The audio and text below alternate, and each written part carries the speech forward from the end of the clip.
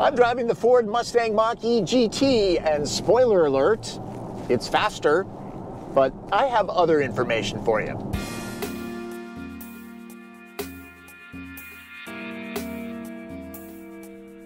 Everyone's talking about electric vehicles, and yet those only make up a little more than 2% of all automotive sales in the US.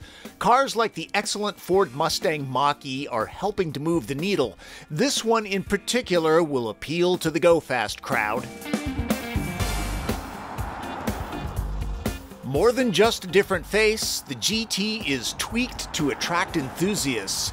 The standard Mach-E's are great fun. This one ups the power and cornering talent. It has everything Mustang fans love, except for the symphony of a V8 and 2 extra doors.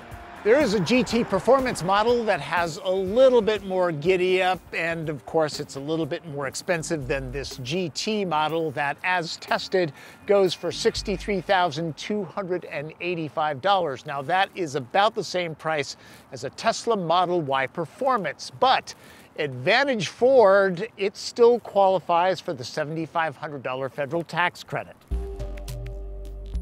A base rear-drive Mach-E with a 68 kilowatt-hour standard lithium-ion battery pack retails for $44,000. Here's what the extra 19 grand buys. For starters, an 88 kilowatt-hour extended range pack mounted low in the floor. Then there's e-all-wheel drive. The dual motor setup delivers 480 horsepower and 600 pound-feet of instant torque. I'll demonstrate that in a minute. The suspension is sport-tuned, that means firmer. GT's cabin is a better place to spend time. The noticeably improved materials like synthetic suede and aluminum are reason alone to upgrade from even the premium model Mach-E. The startup tone is a subtle cue. Like most EVs, there's a drive selector but no transmission. The aggressiveness of the regenerative braking can be set for those who do or don't like one-pedal driving. The tires get more grip, wheels grow to 20 inches, and if you look inside them, you'll see upgraded brakes, Brembos up front, because sometimes performance means better stopping, right? Drive modes make a big difference here. Unbridled is the most aggressive setting in most Mach-E's. The GT and GT Performance turn it up to 11 with Unbridled Extend, essentially a track mode that relaxes traction and stability control, reduces regen, and optimizes the battery's thermal management. To turn off all the nannies, push the button on the far right here, but wise drivers understand that 600 pound-feet of torque can get you into real trouble real fast without them. The GT is quicker than the standard Mustang Mach-E all-wheel drive. 0 to 60 happens in 3.8 seconds with this one. That's about a second quicker, and 3.8, that's Mustang Mach 1 territory. Man, it really pushes you into the back of the seats, and there's no sound. It kind of takes a second to get used to that dynamic. I'm not here to change anyone's mind about whether this is a real Mustang or not. Same goes for the lack of V8 growl. A car should be measured on how it delivers on its mission. The GT nails it. In the right drive mode, it's easy to kick the tail out for a rear drive bias dynamic. 600 pound-feet of torque is something to behold. One thing about electric vehicles, instant power. It's really fun. No sound, but lots of power. This is a true driver's car with steering weight that's not too light or too heavy. The only two EVs I've had more fun in are Porsche's Taycan Turbo and a first-generation Tesla Roadster, and those are pretty much made of unobtainium for most of us. The performance is up there with my favorite gas-drinking cars. Yes, that means a Mustang GT Coupe, but Mach-E does ride a bit higher, so there's that. It's always hard to capture sounds in a car, but here's the propulsion sound of the Mach-E. Don't know if that translates or whether you can hear it, but it is subtle. With the weighty pack in the floor, the center of gravity is as low as a villain's intentions, and the GT's performance suspension lowers the Mach-E by 10 millimeters. This might be sold as an SUV crossover of sorts, but it's not meant for off-roading. Mach-E, being an electric car, is very quiet, but since there is no engine sound to mask anything, you do hear different noises, like if you hit a bump, there's kind of a drum-like dong when you hit bumps. That happens in a regular car. It's just more noticeable in an EV. One advantage to the silent running is being able to hear when the tires are reaching their limits in hard cornering. Powering through the turns, the GT's solid structure stays flat, there's little to no body roll. The brake pedal feel when transitioning from regeneration to the physical disc brakes is pretty much seamless. GT stops right now and gets back to speed right now too. The GT's sport suspension and performance tires do make a difference. This handles noticeably better, but it does feel heavy because, well, the Mach-E is. The GT weighs nearly 5,000 pounds, batteries are heavy, and the firmer suspension is felt. On rough or choppy pavement, the GT bucks passengers around a bit. It's not a deal breaker, but pay attention on the test drive. The display by the wheel is small, but at least there's one in front of the driver. In the past, I've been able to meet the EPA-rated range of the Mustang Mach-E's that I've driven. This one is rated at 270 miles. But it's cold out. This morning, it was in the high 30s, right now the low 40s, and temperature affects all electric cars. So I'm guessing I'm going to see 210, 215 here. Much of my driving was on the highway, where EVs are less efficient. Standard Ford Co-Pilot 360 2.0 has active electronic safety features like automatic emergency braking, blind spot warning, reverse braking assist, and lane keeping. Upgrade to the $1,900 Co-Pilot 360 Active 2.0 tech, and it adds an automated parking system plus BlueCruise, an extremely good hands-free highway driving system. A quick word about BlueCruise, which is Ford's semi-autonomous driving system similar to GM's Super Cruise. Now, it has a camera that makes sure that you're paying attention, and it only operates on mapped highways. But I've been driving along, actually riding, for the last 5 minutes, hands off the wheel, and it's very secure. Good stuff. Mach-E's can juice up using 150 kilowatt DC fast chargers. Using one, this pack should go from 10 to 80% in around 45 minutes, or for a quick top-off, 50 miles in some 10 minutes. At home, using 240-volt level 2, a full fill takes around 14 hours. Like range, EV charge time depends on temperature and how spent the pack is, so those numbers are squishy. I firmly believe for the best EV ownership experience, you really need to be able to charge at home. Some 80 to 85% of it is done there. For one thing, it's a lot more convenient to juice up while you're sleeping, and it's much less expensive than public charging. Now, for traveling, the infrastructure is, of course, very important. Tesla has the single largest network, but Ford has something interesting called the Blue Oval network, which takes a whole bunch of popular networks like ChargePoint and Electrify America and effectively treats them as one. You plug and charge. You don't need a separate account or a credit card. You get one bill at the end of the month from Ford, no matter how many networks you use. It's really pretty cool. Now, to find this station, I use the FordPass app. It's for iPhone and Android. It does all sorts of things. You can remotely lock or start the car in the morning when it's plugged in, so you can precondition the cabin using the power from your house, not the battery. That gives you more range. Also, you can make it phone as key. I don't have a fob on me. I'm only using my phone. Left the fob at home.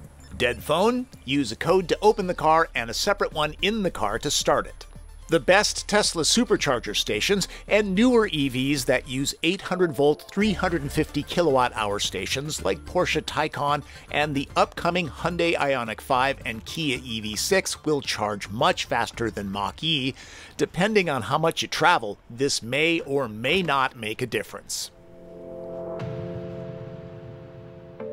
By placing the battery pack flat in the chassis, engineers gave Mach-E a roomy interior, though it's taken up by a traditional type of center console. There's loads of space for convenience. There are no button blanks, those can give a car a budget look. The shape of the top panel is a nod to the Mustang Coupe's dual cockpit look. The fabric is like a soundbar you might have for your TV. GT's standard Bang & Olufsen system is loud, punchy, and accurate. Copper accents are a GT exclusive. Like them or not, this is a much better cabin experience than other Mach-E's, right down to the heated seats.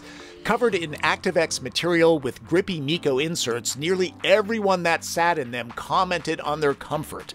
The wheel is hefty and heated. This enormous tablet runs Ford's Sync 4 user interface, one of the best in the business. Don't like the giant iPad look? Well, I can't help you there, other than to say the response is among best in class and it's well laid out and easy to navigate. Leave your phone on the charge pad. Standard wireless Android Auto and Apple CarPlay are energy vampires. There's even a sketch pad for budding graphic designers. A fun fact, I drew up the Driven Dynamic D logo myself years ago. Poorly, pretty much looked like this. I had a pro clean it up. Oh, and Mach-E gets over-the-air updates. Both Evil Twin and I are 5'9", and I'm looking at that sloping roofline thinking there can't be an awful lot of headroom. Actually, it's pretty generous, about that much. There's kind of an optical illusion happening back there. It looks like it falls away, but that black panel adds about 4 inches of headroom. It's pretty generous. Interesting. You must be a riot at parties. Well, from what I hear, more fun than you. But let's get back to the back seat. Yes, headroom is generous. Knee and legroom are just fine. Footroom might be a little tight, but certainly not a deal breaker. The cushions are high and long enough so that thigh support is excellent. And the door openings big enough so that car seats go in and out without any problem at all. Door pockets, those are pretty big. You could get a lot of stuff in there. I really like pockets on both seats because if you have 2 kids back here, they're gonna fight over those. No separate climate zones back here. At least there are adjustable vents and a place to charge phones. This is an all-wheel drive vehicle, but there is no drive shaft tunnel because it's an EV, and that opens up foot space. There are belts for 3, and you could put 3 adults back here and they would be halfway comfortable. But if you keep it to 2, they have a place for their coffee. Unlike a regular Mustang, you can press this into family duty. It's fairly roomy.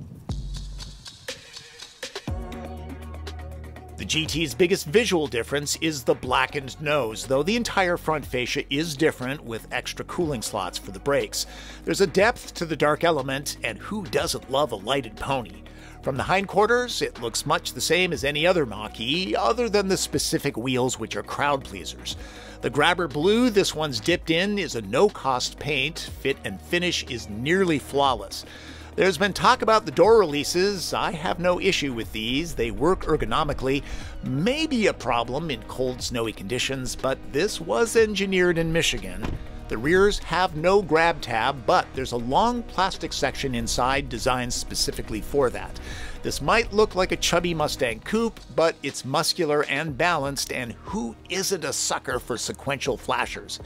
I kind of have a thing for these being tucked under here. Obviously, that didn't happen. There is a lot of controversy about using the Mustang name for this, and personally I feel like Ford could have just stopped at Mach-E and it would have been fine. But have to admit, there is Mustang performance here, and it is a lot more practical than the coupe. The load floor has room underneath for hiding small things near the charge cord storage slot, or drop the panel all the way down for max cargo room. Notice there's no spare, just a repair kit. The privacy shade is light, foldable, and easy to stash away. Small, helpful touches are here, but no remote releases. It's quite a reach to drop the seat backs. Might be best to go around to the doors. That's a respectable 55 cubic feet to fill up. No ski pass-through for long items, though. With the backs up, it's 26.6 cubic feet, or 6 packs of my soft and absorbent measurement metric. Part of the test is that the power hatch needs to close. I hope you didn't doubt me. Normally, this would be the end of the cargo test, but Mach-E has a frunk. 4.7 cubic feet might not be much, but it's enough for a carry-on suitcase. This area is sealed and waterproof. There's a drain plug. Ford often demos this at a tailgate party with ice and shrimp, but I don't have that kind of budget. Let's wrap this up. It's time for red light, green light. Green light. The GT has all the goodness of the standard Mach-E with an extra kick of performance and grip that enthusiasts crave. The interior gets the material upgrades it deserves, with seats that are comfortable and supportive. The tech, like BlueCruise and Sync 4 user interface, are well done, nothing clunky or glitchy that I found in my week with it. I find the GT looks a little bit more cohesive. The unique front fascia has the menace that a Mustang needs. Yellow light? All-wheel drive is always welcome, but know that it lowers range by 30 miles compared to a rear-drive Mach-E.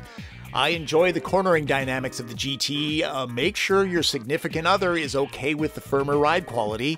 Charging speed is good, just not as fast as the best. Plus, the real-world operation of the Blue Oval network isn't Tesla elegant if you road trip often.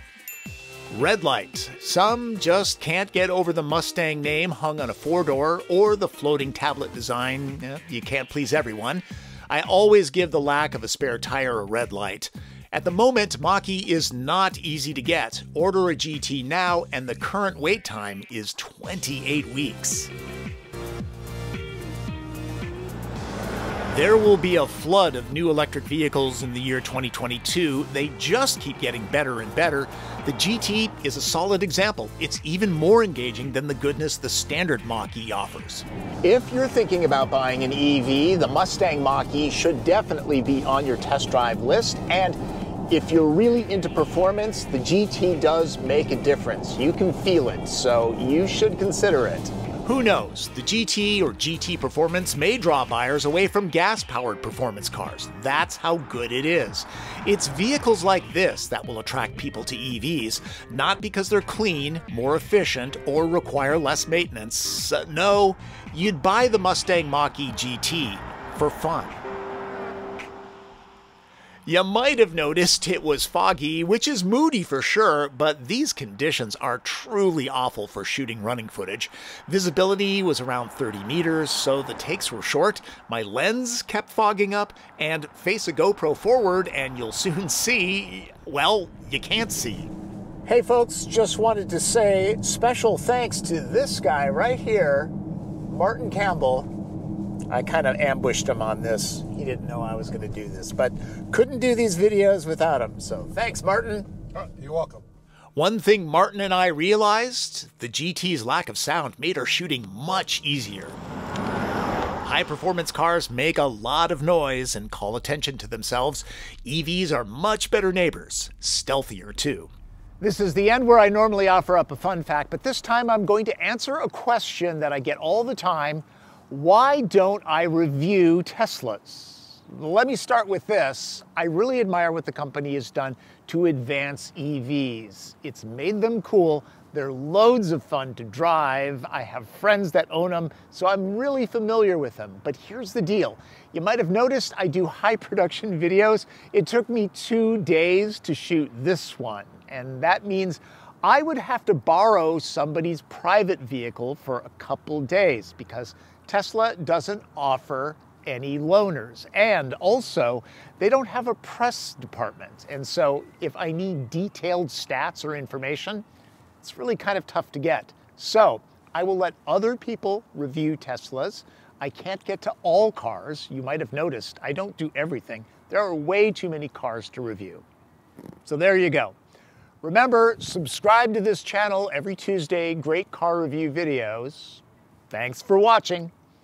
That's Driven. I'm Tom Voelk.